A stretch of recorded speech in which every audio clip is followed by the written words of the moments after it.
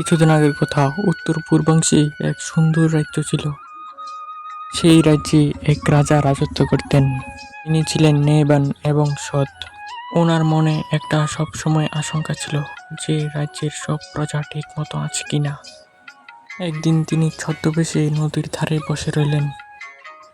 তখনই সেখান থেকে এক জেলে যাচ্ছিল। তাকে জিজ্ঞাসা করলো, আজ কয়টা মাছ ধরা পড়লো? যা পেয়েছো আমাকে দিয়ে দাও।